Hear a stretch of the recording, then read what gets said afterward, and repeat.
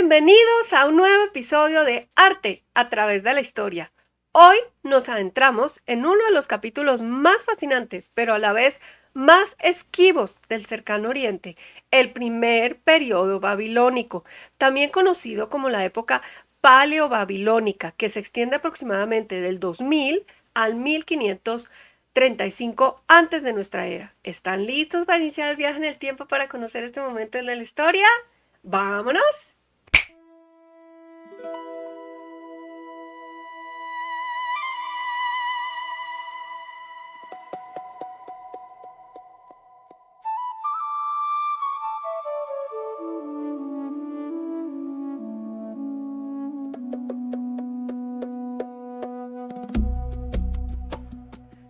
Arte del Cercano Oriente 5. Paleobabilonia, la era de Hammurabi y el misterio de Mari. ¿Ya estás suscrito? Es gratis y me apoyas para seguir creando contenido como este. Hacia el año 2000 a.C., el esplendor del renacimiento sumerio llegó a su fin de manera trágica cuando la ciudad de Ur fue destruida por los elamitas. El territorio quedó fragmentado en pequeños y débiles estados, provocando una redistribución completa de los actores en el teatro del Cercano Oriente. Si miramos el mapa de la época, al oeste se encontraba Amurru, es el nombre original en acadio para esta región, ocupada por los llamados amorreos o amorritas. Ellos eran un pueblo de origen semita constituido por tribus nómadas muy belicosas que ocuparon Siria, Canaán y la región al oeste del río Éufrates. Al este, en Susa, se encontraban sus eternos enemigos, los elamitas.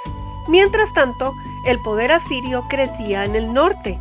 Los hurritas se desplazaban por la Mesopotamia septentrional formando el reino de Mitanni, y los hititas asumían el control de Anatolia. En medio de este tablero de ajedrez geopolítico, una vieja ciudad que siempre había estado eclipsada por la poderosa vecina Kish comenzó a cobrar protagonismo: Babilonia. Su historia despega cuando el monarca amorreo Sumu Abun la convierte en la capital de su modesto reino y funda la primera dinastía de Babilonia en el 1894 a.C. A partir de él, la influencia de la ciudad crece lentamente hasta llegar al sexto rey de esta dinastía, el legendario Hammurabi. Aquí nos topamos con un gran desafío arqueológico. Si quisiéramos estudiar el arte de Babilonia de Hammurabi directamente en su sitio, nos llevaríamos una decepción. La primitiva Babilonia permanece completamente sepultada bajo el nivel de las aguas freáticas e incluso por debajo de la imponente ciudad posterior de Nabucodonosor. ¿Cómo conocemos entonces el arte paleobabilónico? La respuesta está en los monumentos contemporáneos encontrados en Susa y sobre todo en Mari, ubicada en el actual Tel Hariri, en la frontera entre Siria e Irak. Fue descubierta de forma puramente accidental en 1933. Unos beduinos que buscaban rocas para cubrir una tumba a orillas del Éufrates desenterraron una colosal estatua antigua sin cabeza de 300 kilos. El Museo del Louvre envió de inmediato al joven arqueólogo André Parrot, iniciando una de las mayores aventuras de la arqueología moderna. Mari era un punto estratégico comercial absoluto. Desde el 2900 a.C. controlaba el paso de los materiales de construcción como la madera y las piedras del norte de Siria que la baja Mesopotamia sumeria necesitaba desesperadamente. Hammurabi, en su campaña de unificación, terminó conquistando y saqueando Mari en el año 1759 a.C. Para entender la evolución artística, debemos comparar lo que Hammurabi encontró en Mari con lo que se creó después. Empecemos con una obra maestra de la época sumeria pre-babilónica que fue descubierta en dos partes por un equipo de excavación francés dirigido por André Parrot. La cabeza fue encontrada en el pavimento del patio exterior del templo de Ishtar y a pocos metros el cuerpo. la escultura de alabastro del intendente Evi-il, junto con una estatua más pequeña del rey Ishki-Mari. El brazo y el codo izquierdo del cuerpo del intendente estaban rotos y la base del codo derecho estaba destrozada, lo que demostró una ocupación posterior. Estas estatuas fueron el primer descubrimiento importante de las excavaciones de Mari que comenzaron en invierno de 1933. En esta escultura vemos al rey Ishki-Mari, también del periodo dinástico temprano, cerca del 2500 a.C. Esta es realizada en piedra caliza o de yeso. Es una figura de pie con una barba larga y ondulada, los ojos grandes, típicamente sumerios, que originalmente tenían incrustaciones, y las manos juntas sobre el pecho en actitud de oración. Se cree que Ishki-Mari fue el último rey de Mari antes de la conquista y destrucción de Mari por Akkad bajo Sargón, cerca del 2330 a.C. Actualmente se conserva en el Museo Nacional de Alepo. Lleva una inscripción grabada en cuneiforme justo en su hombro derecho. Esta inscripción fue el Santo Grial para André Parrot, porque ahí leyó por primera vez el nombre de Ishki-Mari. Antes se leyó como Lamhi, pero una corrección se ha hecho pues recientemente. En todo caso, era rey de Mari, lo que le confirmó al mundo que efectivamente habían descubierto la mítica ciudad perdida. La más espectacular y famosa es la estatua del intendente Evi-il. Observen la pieza detalladamente. Se define por su extraordinaria vitalidad y un naturalismo asombroso, con proporciones muy precisas. Evi-il se muestra sentado sobre un banco de mimbre en postura de oración, con las manos entrelazadas contra el pecho en señal de devoción. Su torso está desnudo, revelando una cintura delgada, y viste una falda ceremonial sumeria llamada kaunase, hecha de mechones de lana que simulan la piel de una oveja o cabra, de la cual incluso vemos una pequeña cola tallada en la parte posterior. En su espalda, una inscripción cuneiforme no revela su identidad, estatua de Evi-il, el superintendente, dedicada a Ishtar Virile. Su cabeza está completamente afeitada, pero lo que domina el rostro es su magnífica barba. Está compuesta por rizos verticales esculpidos con pequeños agujeros perforados, un sello indiscutible de los maestros escultores de Mari, que originalmente sostenía incrustaciones de otro material. Los labios finamente modelados dibujan una sutil media sonrisa, pero detengan la mirada en sus ojos. Son un milagro de la técnica decorativa antigua. Las pestañas y los párpados fueron elaborados con escamas de esquisto, la córnea con conchas y el iris con un azul profundo de lapislázuli, importado desde las lejanas tierras de Afganistán. Dentro de los grandes hallazgos en el Palacio de Mari se encontró la estatua de un tercer gobernante. Se trata de Istup-Ilum. Fue uno de los gobernantes militares conocidos como Shakanaku en el norte de Mesopotamia, después de la caída del imperio acadio. Probablemente fue contemporáneo de la segunda dinastía de Lagash alrededor de la época de Gudea. Cuando los amorreos tomaron Mari, la ciudad experimenta una segunda edad dorada hacia el 1900 a.C. Durante la época de Hammurabi, Mari estaba gobernada por el rey Zimri-Lin. Al principio, Hammurabi y Zimri-Lin eran aliados estrechos y mantenían una intensa correspondencia diplomática. Zimri-Lin expandió su residencia real hasta convertirla en el palacio más grande y suntuoso de la antigua Mesopotamia, cubriendo más de 3 hectáreas y albergando cerca de 300 habitaciones. Era tan espléndido que reyes de lugares lejanos pedían permiso solo para visitarlo. Esta es la maqueta del palacio que se encuentra en el Museo del Louvre y nos permite imaginar lo que era eso. El sitio arqueológico del Palacio de Mari lo vemos techado para su mejor conservación. Al cruzar el estrecho vestíbulo de seguridad del palacio, el visitante emergía a la deslumbrante claridad de un gran patio cuadrangular pavimentado con yeso. Las paredes de este patio y la antecámara del trono estaban decoradas con frescos policromos espectaculares. Uno de los fragmentos más célebres conservados en el Louvre es el llamado El Ordenador de Sacrificios, un fresco sobre yeso que muestra a un sacerdote guiando a un toro sagrado cuyos cuernos están adornados con láminas de oro. En realidad, la mayor parte de lo que vemos es reconstrucción que se exhibe en el Museo del Louvre. Muchas veces con los pequeños fragmentos no es posible imaginar la escena completa, como pasa con estos fragmentos de la pared oeste. Serán rostros de dignatarios, en el centro partes de un collar, una mano cerrada, otro fragmento de mural un poco más completo, pero la obra pictórica cumbre es, sin duda, la investidura de Zimri Lim. Es un gran mural de arcilla pintada.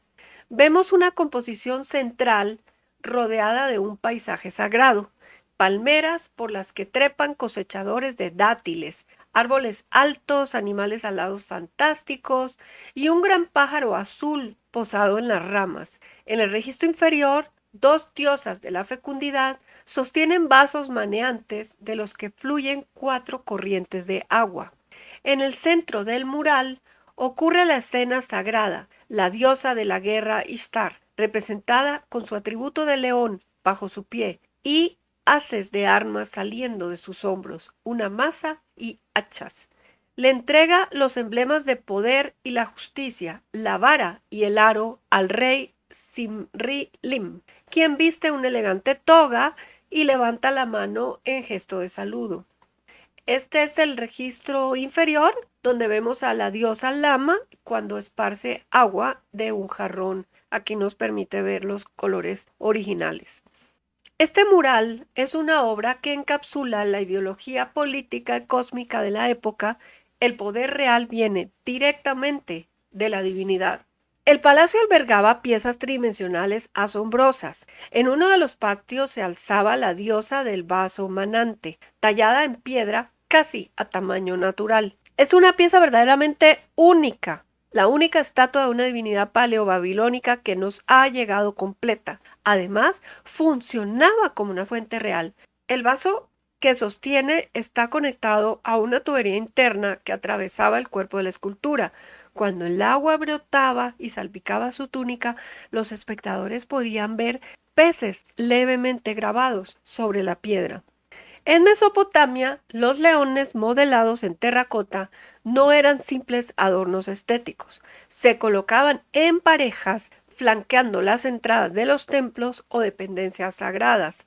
Su función era puramente protectora, espantar a los malos espíritus, los demonios y las fuerzas del caos con su rugido eterno. La melena no es realista, está geometrizada en hileras perfectas y trenzadas que caen como una barba cuadrada. Sus ojos están desorbitados y la boca completamente abierta, mostrando los colmillos, una convención artística mesopotámica para capturar la vibración del rugido y congelarla en el tiempo. Noten el increíble trabajo de modelado e incisión en el barro. Por otra parte, en el interior de la capilla de los leones se descubrieron los imponentes leones de Mari.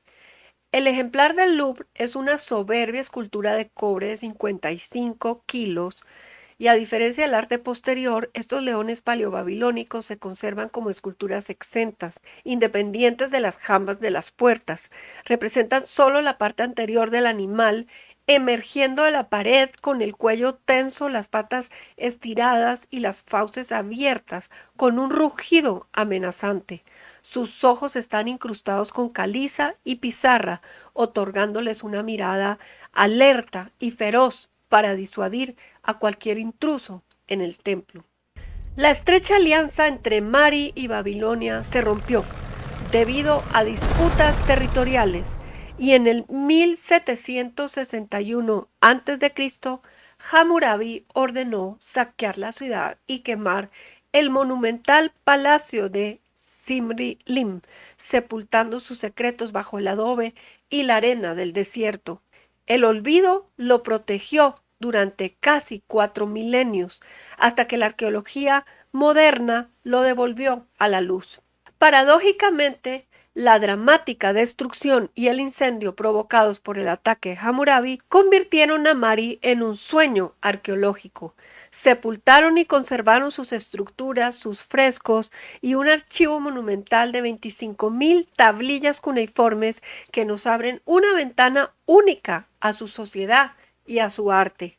Sin embargo, la tragedia volvió a ensañarse con Mari. En nuestro propio siglo, entre los años 2013 y 2015, en el contexto de la guerra civil siria, los restos de este palacio milenario sufrieron una devastación severa y catastrófica a manos del grupo terrorista Estado Islámico, recordándonos que el patrimonio de la humanidad es tan fascinante como dolorosamente frágil. Volviendo a la primera dinastía babilonia, esta nos demuestra que poseía una mentalidad obsesionada con el orden, la lógica y la clasificación. Lo vemos por supuesto en las leyes, pero también en la ciencia. De esta época datan los textos médicos babilónicos más antiguos. Siglos más tarde, toda esta tradición se compilaría en el famoso Manual de Diagnóstico de Esagil Kin Apli, un texto que introdujo conceptos que hoy nos parecen modernos: diagnosis, examen físico y pronóstico basado puramente en la observación empírica. Esta imagen nos muestra la receta médica para envenenamiento en una tabla de terracota. Al igual que el médico observaba un síntoma para determinar una enfermedad, el monarca observaba una falta para dictar una sentencia exacta. Esta misma estructura mental, racional y metódica es la que esculpió la obra cumbre que sí ha llegado hasta nuestras manos, el monumental Código de Hammurabi. Con Mari fuera del mapa, Hammurabi consolidó un imperio unificado y procedió a reorganizar por completo la estructura social y jurídica de Mesopotamia. Esto nos lleva a una de las piezas más importantes de la historia del derecho universal, el Código de Hammurabi. Contemplen esta imponente estela de basalto negro de 2 metros de altura. Al igual que muchas otras piezas, no se encontró en Babilonia, sino en las ruinas de Susa, a donde fue llevada como botín de guerra en 1150 a.C. por el rey elamita Shutruk-Nakhunte. El monumento consta de un prólogo, 282 leyes hiperprecisas y un epílogo. Hammurabi gobernaba ahora una población sumamente diversa. Por lo tanto, la ley escrita expuesta en público garantizaba que nadie pudiera alegar ignorancia. El código mermó el poder de los sacerdotes del dios Shamash, quienes antes ejercían como jueces arbitrarios, y centralizó la justicia en los funcionarios del rey. El sistema penal se basaba de forma rigurosa en la ley del talión, el famoso ojo por ojo, diente por diente. Si un hombre destruía el ojo o el hueso de otro, se le aplicaba exactamente el mismo daño como castigo y se dictaba pena de muerte para delitos como la vagancia o el falso testimonio. Se hicieron copias en tablillas que se distribuyeron a lo largo del imperio. Este es el prólogo. Las 120 líneas del texto de la tablilla corresponden a los primeros 305 recuadros inscritos en la estela. Algunas lagunas en la lista de beneficios otorgados a las ciudades recientemente anexionadas por Hammurabi podrían demostrar que la tablilla es más antigua que la célebre estela de basalto, que también se encuentra en el Louvre. Pero analicemos la escena artística esculpida en la zona superior de la estela, la llamada escena de introito. En este relieve pulido con una precisión asombrosa, vemos a Hammurabi compareciendo con profundo respeto ante Shamash, el dios del sol y de la justicia. El dios aparece sentado en su trono, apoyando sus pies sobre un escabel rocoso. De sus hombros irradian haces de rayos solares, y en su mano derecha extiende al monarca la vara y el aro, los símbolos de la autoridad divina para administrar la justicia. Noten un detalle técnico crucial para los historiadores del arte. La tiara de cuernos del dios está representada de perfil. lo que denota una incipiente y temprana preocupación de los artistas babilónicos por la perspectiva. Aunque las vestiduras son pesadas, el pulido y el relieve de los músculos del antebrazo del rey demuestran una destreza técnica nunca antes vista en la región. Más allá de la piedra monumental, el periodo babilónico antiguo cultivó expresiones más populares en terracota y obras magníficas en metal fundido. Procedente de la ciudad de Larsa, destaca el orante de Larsa, una pequeña estatuilla de bronce y cobre de 19 centímetros que representa a un hombre arrodillado con el rostro y las manos recubiertas con una delicada lámina de oro superpuesta. El personaje lleva una gorra de ala alta y sostiene una mano frente a su boca en actitud de oración. Su base sirve como palangana de ofrendas y contiene una dedicatoria grabada al dios Amurru, patrón de los amorreos, encargada por un alto dignatario.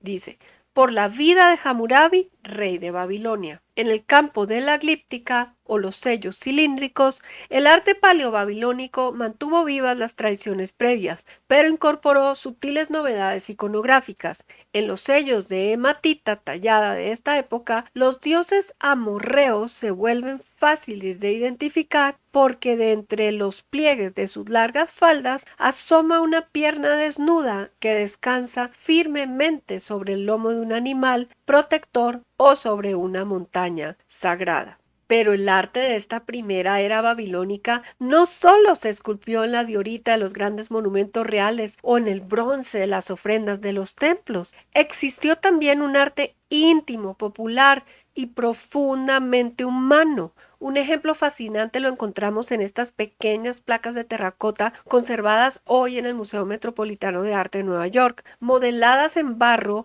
estas piezas decoraban los hogares comunes y nos abren una ventana única a las devociones privadas y la vida cotidiana. En ellas vemos reflejado su entorno más cercano, como este imponente perro guardián con su collar, un fiel compañero en las calles y hogares de la época. Estas obras nos recuerdan que la Babilonia de Hammurabi, antes de convertirse en leyenda, fue una ciudad vibrante y llena de vida. Una vida que estaba a punto de cambiar para siempre con el fin de su dinastía. Con la muerte de Hammurabi, el imperio colapsó rápidamente y Babilonia fue saqueada en repetidas ocasiones. Nuestra información sobre el arte mesopotámico sufre una profunda interrupción durante varios siglos debido a la entrada de nuevos pueblos políticamente importantes, cuyo dominio debilitó los talleres artísticos tradicionales. Sin embargo, el legado de la era paleobabilónica quedó grabado para siempre en la piedra y el metal. La fusión de la tradición sumerio-acadia con el espíritu amorreo nos regaló algunas de las obras más equilibradas, detalladas y legalmente trascendentales de la antigüedad. En el próximo episodio nos adentraremos en el misterio de dos pueblos que la historia suele olvidar, pero que guardan secretos arquitectónicos asombrosos, esculturas preciosas y una increíble historia de reconstrucción tras la Segunda Guerra Mundial. Dejamos atrás las leyes de Babilonia para descubrir a los casitas y a los Hurrimitani. No olviden suscribirse, darle like al video y dejarme en los comentarios cuál de las piezas de Mari les pareció más impresionante. Nos vemos en el próximo viaje a través de la historia.